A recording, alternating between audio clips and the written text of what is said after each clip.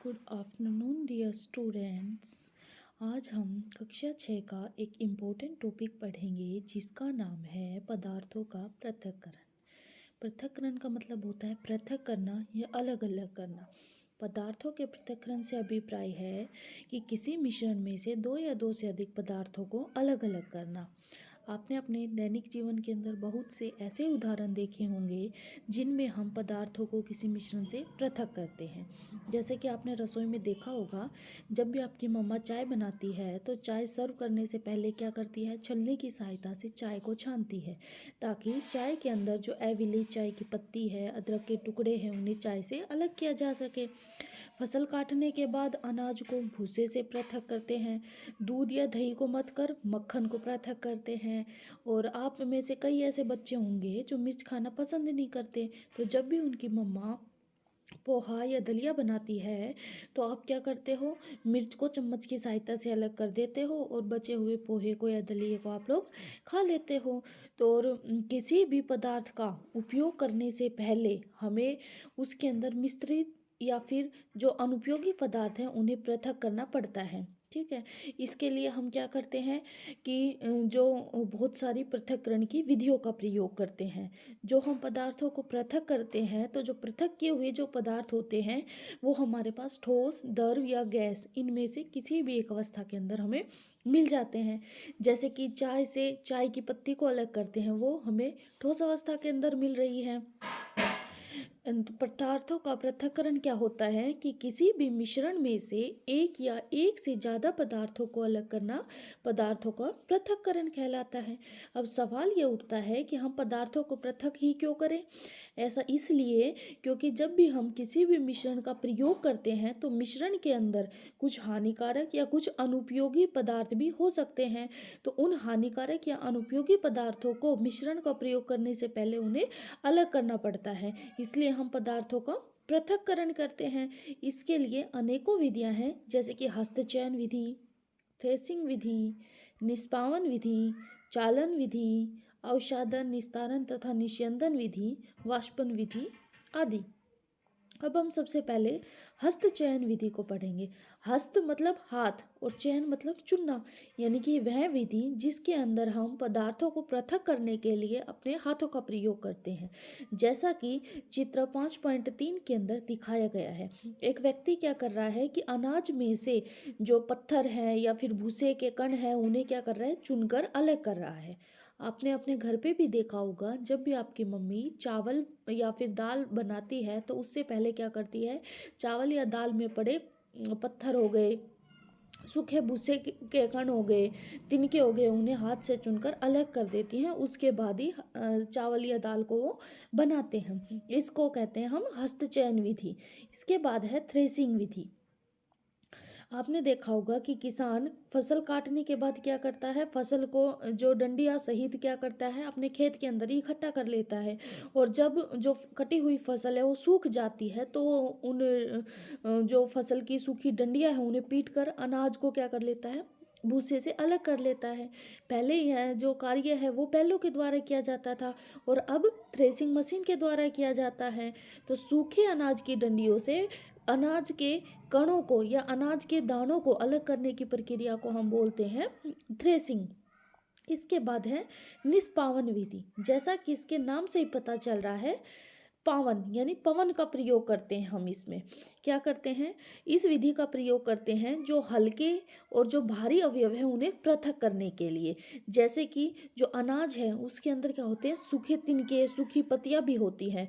तो क्या करते हैं, हम अनाज को हवा के झोंकों के सामने क्या करते हैं, धीरे धीरे डालते हैं। तो जो उड़ कर क्या हो जाता है, भूसा अलग हो जाता है और अनाज अलग हो जाता है। जैसा चित्र 5.5 के अंदर दिखाया गया है। यह महिला क्या कर रही है, यह महिला अनाज के अंदर एक जो सूखे तिनके हैं और अनाज है उन दोनों को मिलाकर एक छाछ में लेकर खड़ी हुई है और धीरे धीरे अपने छाछ को हिला रही है। और पीछे से जो हवा के झोंके आ रहे हैं उनसे क्या होता है कि जो सूखी डंडियां हैं, सूखे हुए पत्ते हैं, भूसा है, वो तो हवा के साथ उड़कर दूर स्थान पर इकट्ठा होते जा रहे हैं और जो भारी अनाज के कण हैं वो छाछ के नीचे ही इकट्ठे होते जा रहे हैं। इसके बाद है चालन विधि। आपने अपने घर पे देखा होगा कि आपकी मम्मा क्या करती है, जब भी खाना बनाती है, रोटियां बनाती है, उससे पहले क्या करती हैं, आटे को छानती है छालनी की सहायता से। इसे हम चालन विधि कहते हैं। कोई भी जो मिश्रण है उसमें हमारे पास ऐसे पदार्थ है जिनके आमापों के अंदर अंतर है, तो उसके लिए हम चालन विधि का प्रयोग करते हैं।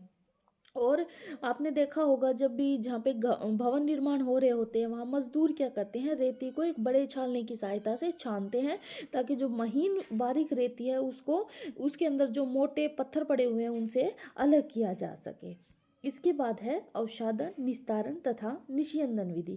कई बार जो मिश्रण होता है ऐसे अवयवों का बना होता है कि उसको हम निष्पावन या हस्तचयन विधि से अलग नहीं कर पाते, तो उसके लिए हम अवसादन, निस्तारण तथा निस्यंदन विधि का प्रयोग करते हैं। जैसे कि चावल और दाल बनाने से पहले क्या करते हैं, जो मोटे जो पत्थर है या फिर डंठल है या सूखी पत्तियां हैं उन्हें तो हम हाथ से अलग कर देते हैं, परंतु चावल और दाल में लगे जो महीन धूल मिट्टी के कण होते हैं उन्हें हम हाथ से या पवन के झोंकों से अलग नहीं कर सकते। इन अशुद्धियों को दूर करने के लिए हम अवसादन, निस्तारण तथा निस्यंदन विधि का प्रयोग करते हैं। ठीक है।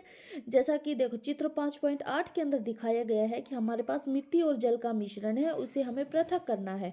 तो क्या करेंगे, सबसे पहले मिट्टी और जल के मिश्रण को एक ग्लास में ले लेंगे, तो कुछ समय के बाद उसे हिलाकर कुछ समय के लिए वैसे ही छोड़ देंगे। फिर हम थोड़े समय बाद देखते हैं तो जो मिट्टी है वो नीचे जमी हुई मिलेगी और ऊपर उसमें पानी मिल जाएगा जो कि पंकिल जल होगा।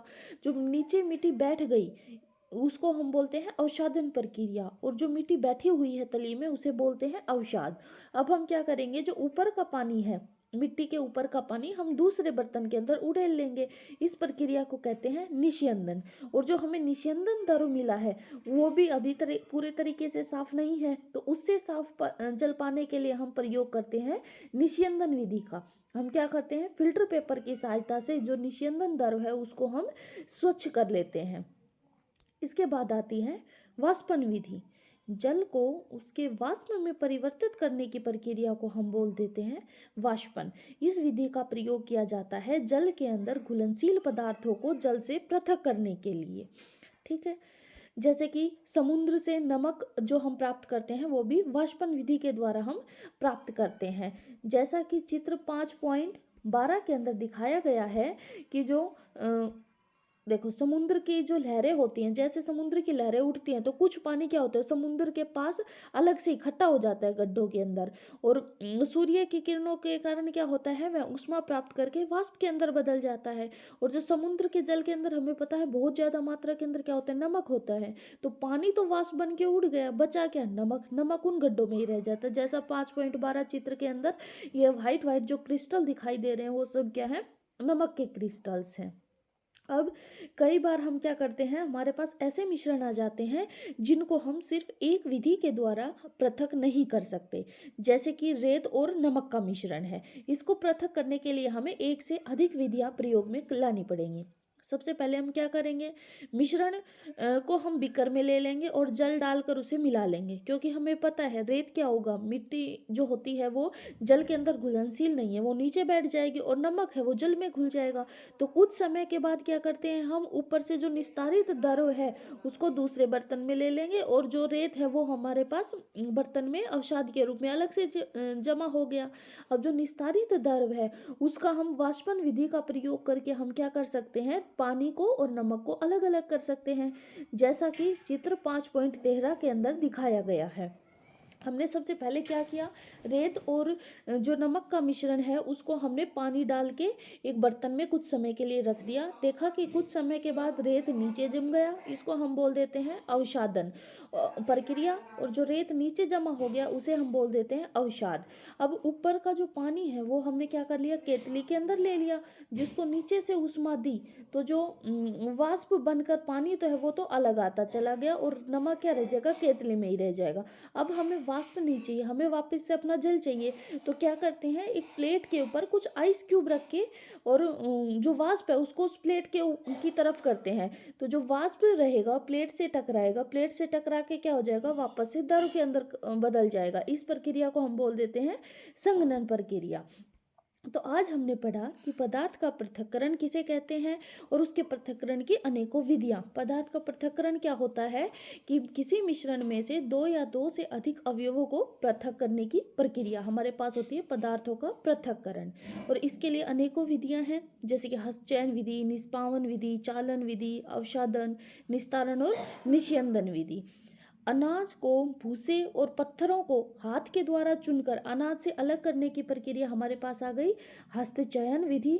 भूसा जो कि हल्का है और अनाज जो कि भारी बीज है, उन दोनों को पृथक करने के लिए हम निष्पावन विधि का प्रयोग कर सकते हैं। और जो मिश्रण है उसके आमापों के अंदर अंतर है तो उन्हें हम पृथक करने के लिए चालन विधि का प्रयोग कर सकते हैं। और कुछ ऐसे पदार्थ हैं जो कि जल के अंदर अविलेय है तो उसके लिए हम निस्यंदन विधि का प्रयोग कर सकते हैं। और जो पदार्थ जो जल के अंदर विलेय है उनके लिए हम वाष्पन विधि का प्रयोग कर सकते हैं।